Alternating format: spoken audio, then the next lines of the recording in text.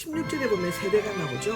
주님께서는 종종 이 말을 책망이나 정죄하실 때 사용하셨습니다. 예를 보면 마태복음 24장 34절, 누가복음 14장 8절에 나옵니다. 당시 무감각하고 무정한 시대 상황을 반영하고 있습니다. 장터는 모이다에서 유래되었는데 헬라어의 본래 개념은 사고 파는 것과는 아무런 관련이 없고 다만 집회하는 장소로만 의미한다고 하는데요.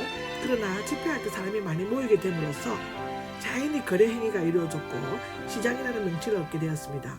중동에서는 장터가 거리나 주거지에 있었으므로 아이들의 놀이터로도 사용되었는데 어떤 종류의 놀이터였는지 자세히 알 수 없다고 스가랴 7장 5절에는 기록하고 있습니다.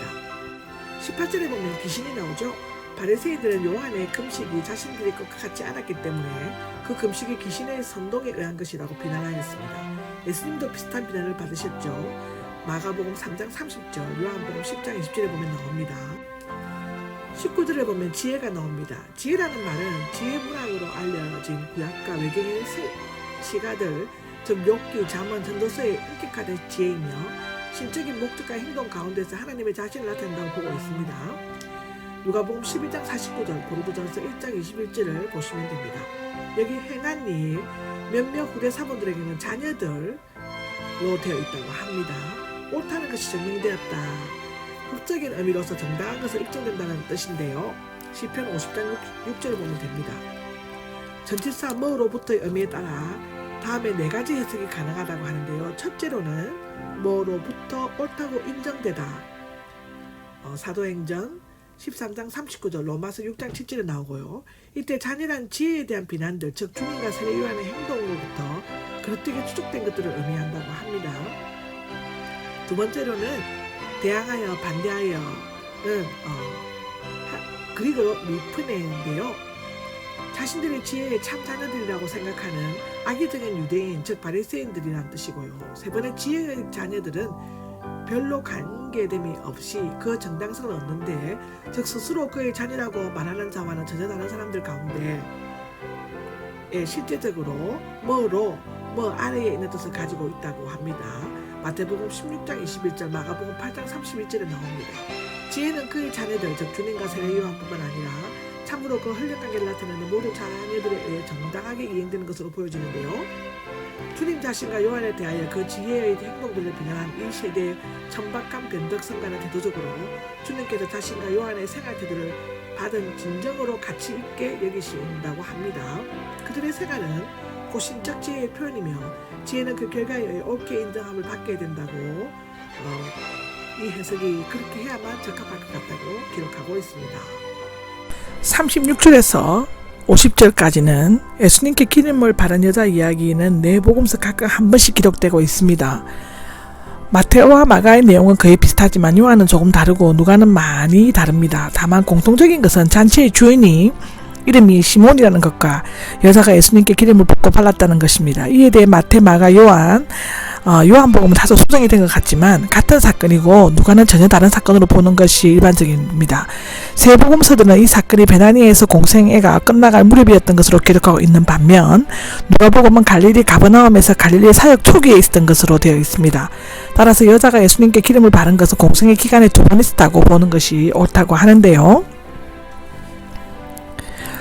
36절에 바리새인들 가운데 어떤 사람이 나오는데, 바리새인들이 예수님을 위해 마련한 식사는 대부분 시험하기 위한 것이었는데 이것은 누가복음 14장 1절에 나옵니다. 본문에 나온 바리새인의 손님의 예를 제대로 갖추지 않은 것을 보면 악의는 없었지만 깊은 존경심이나 진심에서 우러나가서 초청한 것은 아닌 듯 합니다.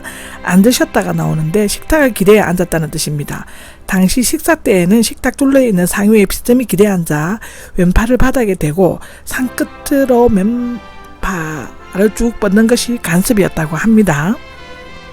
37절에 보면 죄인인 한 여자가 나옵니다.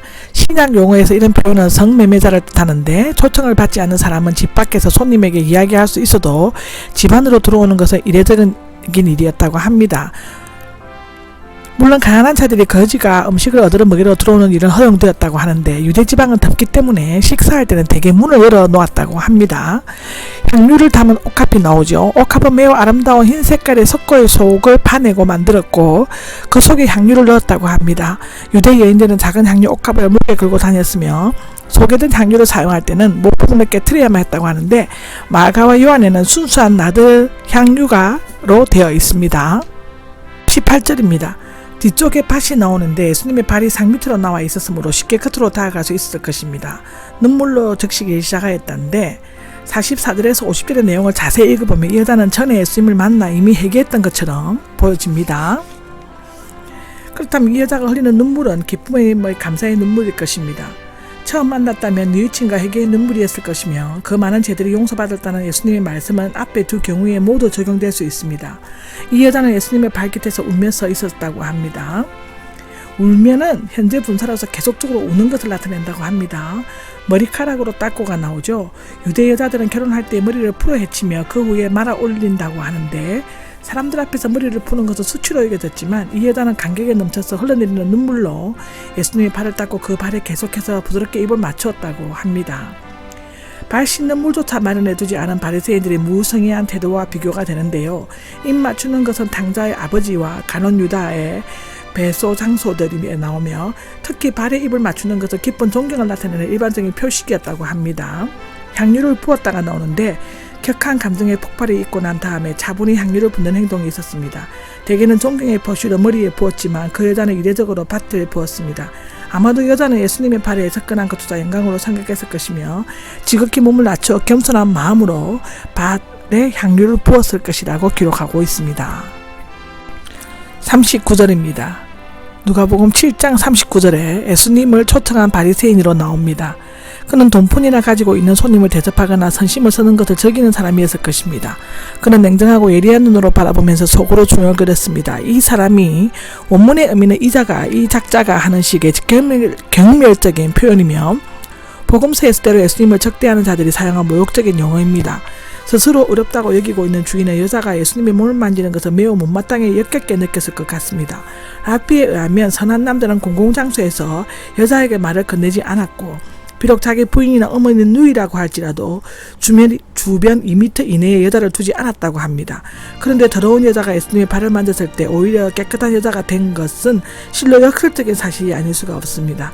만일 예언자라면 성취되지 않는 것으로 단정하고 제2 조건문으로서 예언자가 아니라고 추측하는 것인데 알았을 것이다 한데 현재가 정법으로서 예수님을 알지 못하는 것으로 단정하고 있습니다.